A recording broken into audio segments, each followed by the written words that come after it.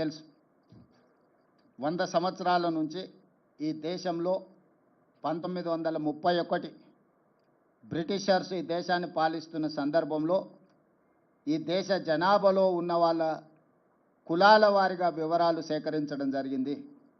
దాదాపుగా 100 సంవత్సరాల నుంచి ఇప్పటి వరకు మళ్ళీ ఈ పూర్తి స్థాయిలో సమాచార సేకరణ జరగలేదు. 2010లో మన్మోహన్ సింగ్ గారు శ్రీమతి సోనియా గాంధీ గారు యూపీఏ చైర్పర్సన్గా ఉన్నప్పుడు ఒక ప్రయత్నం చేసిండ్రు, సమాచార సేకరణ చేసిండ్రు. కానీ ఆ వివరాలు పూర్తిగా ప్రజలకు అందుబాటులోకి రాలేదు, ప్రభుత్వం ఆమోదించలేదు. నరేంద్ర మోడీ గారు ప్రధానమంత్రిగా బాధ్యత చేపట్టిన తర్వాత ఆ నివేదికను కాలగర్భంలో కలిపేసిండ్రు. ఈ 11 సంవత్సరాలు వారు ఎలాంటి ప్రయత్నం చేయలేదు. కానీ శ్రీ రాహుల్ గాంధీ గారు కన్యాకుమారి నుంచి కశ్మీర్ వరకు 150 రోజులు 4000 కిలోమీటర్లు మండు టెండల్లో మంచు కొండల్లో పాదయాత్ర చేస్తూ ఈ దేశ ప్రజలందరినీ కలిసినప్పుడు దేశ ప్రజల యొక్క ఆలోచన, దేశ ప్రజల యొక్క గుండె చప్పుడు విన్న రాహుల్ గాంధీ గారు స్పష్టమైన హామీ ఇచ్చిండు ఈ దేశ ప్రజలకు. ఏ రాష్ట్రంలో మా ప్రభుత్వం ఏర్పడుతుందో ఆ రాష్ట్రంలో మేము జనగణనలో కులగణనను ఏర్పాటు చేస్తాము, వివరాలు సేకరిస్తాము. అదేవిధంగా కేంద్రంలో కూడా మా ప్రభుత్వం ఏర్పడిన ఎంబడే జనగణనలో కులగణనను కలిపి సమాచారాన్ని సేకరించి ఇది ఈ సమాజానికి సంబంధించిన ఎక్స్రే, ఈ ఎక్స్రే ద్వారా వాళ్ళు ఎంతమంది ఉన్నారో అంత వాళ్లకు నిధుల విషయంలో, నియామకాల విషయంలో న్యాయం చేస్తామని రాహుల్ గాంధీ గారు హామీ ఇచ్చారు. ఈరోజు రాహుల్ గాంధీ గారు హామీ మేరకు తెలంగాణ ప్రజలు కాంగ్రెస్కు ప్రభుత్వాన్ని అందించడం జరిగింది.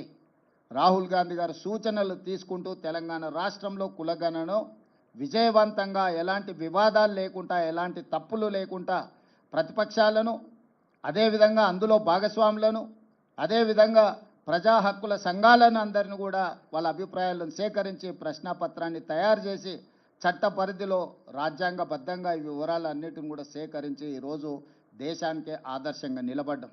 రాహుల్ గాంధీ గారికి ఈరోజు తెలంగాణ ప్రజల తరఫున నేను ధన్యవాదాలు తెలియజేయదలుచుకున్న, బలహీన వర్గాల తరఫున నేను ధన్యవాదాలు తెలియజేయదలుచుకున్న.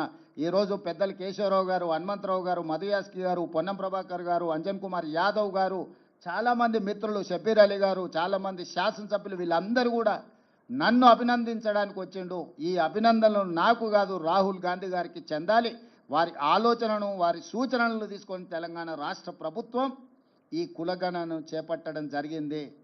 స్పష్టంగా, పారదర్శకంగా, అత్యంత భద్రంగా ఈ వ్యవహారాన్ని మొత్తం ప్రభుత్వం ఒక ప్రతిష్టాత్మకంగా తీసుకొని అమలు చేయడం జరిగింది.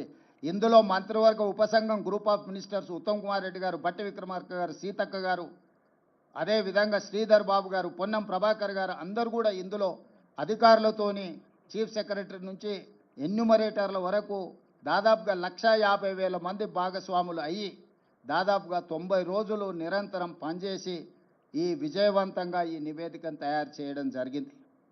ఆ తర్వాత అసెంబ్లీలో తీర్మానం చేసినాం, 2 తీర్మానాలు చేసినాం. ఒకటి, జనగణనలో కులగణన కేంద్ర ప్రభుత్వం తక్షణమే చేపట్టాలి. అదేవిధంగా బీసీ రిజర్వేషన్లను 50% పరిధిలో నియంత్రించడం కాదు, ఈ 50% పరిధిని దాటి రిజర్వేషన్లు పెంచాలి. అందులో 42% బీసీలకు రిజర్వేషన్లు ఇవ్వాలి అని మేము శాసనసభలో తీర్మానం చేసి కేంద్ర ప్రభుత్వానికి పంపించినాం. కుల సంఘాల మద్దతు జంతర్ మంతర్లో కేంద్ర ప్రభుత్వం మీద పార్లమెంట్ జరిగేటప్పుడు ఒత్తిడి తీసుకురావడానికి రోజంతా ధర్నా చేసినాం. జాతీయ స్థాయిలో ఉన్న రాజకీయ పార్టీలు, దాదాపుగా 16 పార్టీలకు సంబంధించిన ప్రతినిధులు ఆ నిరసన కార్యక్రమంలో పాల్గొని సంపూర్ణంగా మాకు మద్దతు ఇవ్వడం జరిగింది. ఈరోజు ఈ ఒత్తిడి మేరకు కేంద్ర ప్రభుత్వం, నరేంద్ర మోడీ గారు నిన్న జనగణనలో కులగణనను చేర్చుతామని నిర్ణయించారు. ఈ నిర్ణయాన్ని స్వాగతిస్తున్నాము. ఇక్కడ రాజకీయాలకు